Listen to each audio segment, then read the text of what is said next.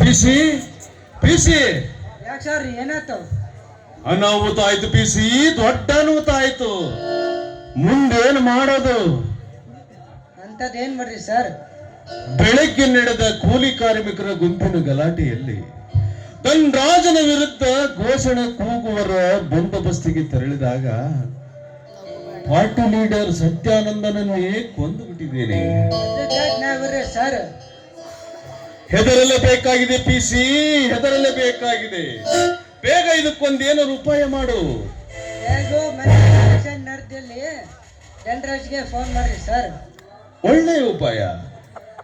ನಾನು ಈಗಲೇ ಧನ್ರಾಜ್ ಸಾಹೇಬ್ರಿಗೆ ಫೋನ್ ಮಾಡಿ ಈ ಕೇಸನ್ನ SP ಅವರಿಗೆ ಮುಟ್ಟಿಸಿದ್ದೇನೆ. ಅಲ್ಲೇ ಮುಚ್ಚಾಕ್ಲಿಕ್ಕೆ ಹೇಳಿಬಿಡ್ತೀನಿ.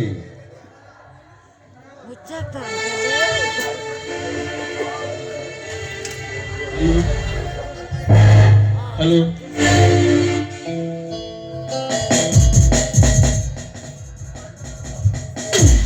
ಇನ್ಸ್ಪೆಕ್ಟರ್, ನೀನು ಯಾವ MLA MP ಗಳಿರಲಿ ಇದೇ ಡಿಪಾರ್ಟ್ಮೆಂಟ್ ನ ಮಂತ್ರಿಗಳಿಗೆ ಹೇಳಿದ್ರು ಈ ಕೇಸನ್ನ ಮುಚ್ಚಿ ಹಾಕ್ಲಿಕ್ಕೆ ಸಾಧ್ಯವಿಲ್ಲ.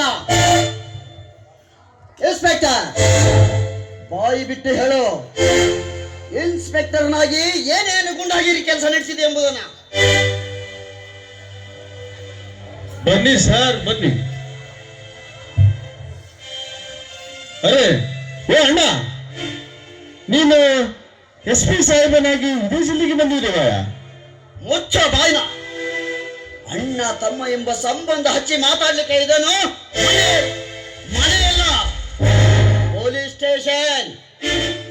ನಿನಗೆ ಅಣ್ಣ ತಮ್ಮ ಎಂಬ ಅಭಿಮಾನವಿದ್ದಿದ್ದರೆ ದೇವರಂತ ಅಣ್ಣನಿಗೆ ಕೈಕೋಳ ತೊಡಿಸಿ ಜೈಲಿನಲ್ಲಿ ಇಡ್ತಿರ್ಲಿಲ್ಲ.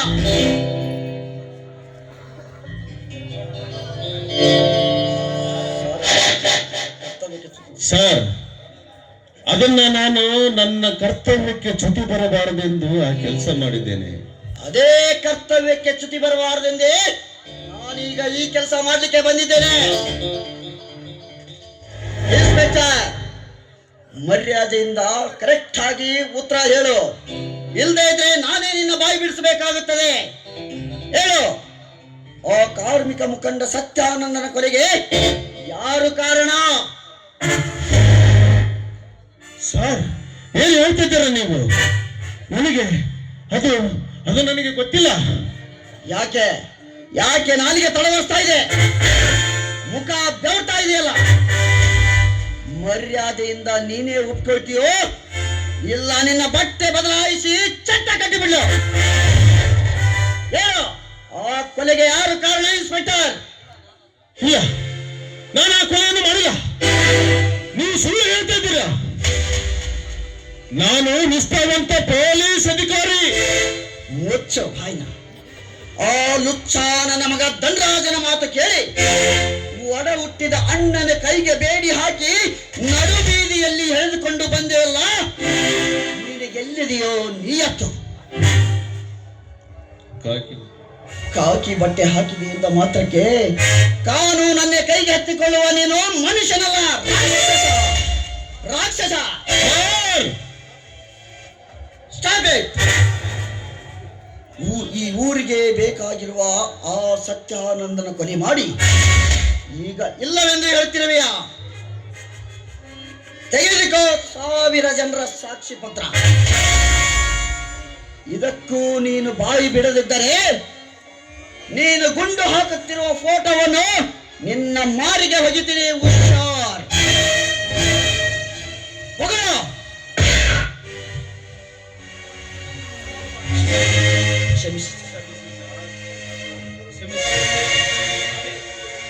ಕ್ಷಮಿಸಿ ಸರ್, ಕ್ಷಮಿಸಿ. ಕ್ಷಮೆ? ನಿನ್ನಂತಹ ಲಂಚದ ಅಧಿಕಾರಿಗೆ ಲಂಚವನ್ನು ಲಂಚಕ್ಕೆ ಕೈ ಹಾಕಿರುವ ನಿನ್ನಂತಹ 3rd ಕ್ಲಾಸ್ನ ಅಧಿಕಾರಿಗೆ ಕ್ಷಮೆ? ನೋ. ಎಲ್ಲ ಕರೆಕ್ಟ್ ಆಗಿ ಎಂಕ್ವೈರಿ ಆಗುವವರೆಗೂ ನೀನು ಇಲ್ಲಿಗೆ ಬರಬಾರದು. Suspend order.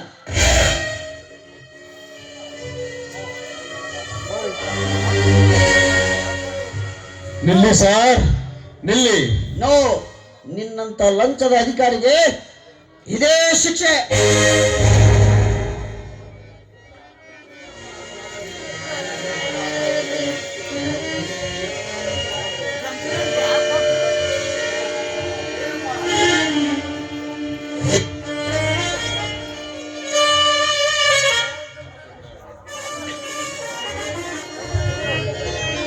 ಅದೆಲ್ಲ ತೀರ್ಮಾನ ಆಗೋವರೆಗೂ ನೀನು ಆ ಧನರಾಜನ ಜೊತೆ ಸೆಕೆಂಡ್ ಅವಳಿ. ಮಿಸ್ಟರ್ ಎಸ್ ಪಿ ಶಂಕರ್, ನಾನೆಷ್ಟು ಪರಿಪಾರಿಯಾಗಿ ಬೇಡಿಕೊಂಡರೂ ನಿನ್ನದೇ ಅಧಿಕಾರ ನಡೆಸಿದೆಯಲ್ಲ. ನೀನು ಹಾಕಿದ ಈ ಪ್ಲಾನನ್ನ ಬುಡ ಮೇಲೆ ಮಾಡಿ ನಿನ್ನ ಅಧಿಕಾರವೆಂಬ ಹುದ್ದೆನ ಬುಡ ಸಮೇತ ಕಿತ್ತು ಹಾಕಿ ಮತ್ತೆ ಪೊಲೀಸ್ ಸ್ಟೇಷನ್ಗೆ ಇನ್ಸ್ಪೆಕ್ಟರ್ ಆಗಿ ಬರಲಿಲ್ಲ ಅಂದ್ರೆ ನನ್ನ ಹೆಸರು ಶ್ರೀಕಾಂತನಲ್ಲ. Good bye. ನಿಲ್ಲ, ನೀನ್ ಯಾರ ಬಲದಿಂದ ಇಷ್ಟೆಲ್ಲ ಹಾರಾಡ್ತಿ ಎನ್ನುವುದು ನನಗೆ ಚೆನ್ನಾಗಿ ಗೊತ್ತಿದೆ. ನೀನು ಮತ್ತೆ ಇನ್ಸ್ಪೆಕ್ಟರ್ನಾಗಿ ಇಲ್ಲಿಗೆ ಬರಬಹುದು, ಆದರೆ ಬಡವರನ್ನು ಬಗ್ಗ ಬಡಿದು ಹಾರಾಡ್ತೀನೆನ್ನುವ ನಿನ್ನ ರೆಕ್ಕೆಯನ್ನು ಕತ್ತರಿಸಿ ಆ ನಿನ್ನ ಧನಿಕನ ದ್ವಾರ ಬಾಗಿಲಿಗೆ ನೇತು ಹಾಕಿ ಕೊನೆಗೆ ನ್ಯಾಯವೇನೆಂಬುದನ್ನ ಆ ನಾಡತಾಯಿಗೆ ತೋರಿಸದಿದ್ದರೆ ನಾನು ಹಿರಿಯ ಪೊಲೀಸ್ ಅಧಿಕಾರಿ ಶಂಕರನೇ ಅಲ್ಲ. ಇದು ನಿನಗೆ ನೆನಪಿರಲಿ. You get out.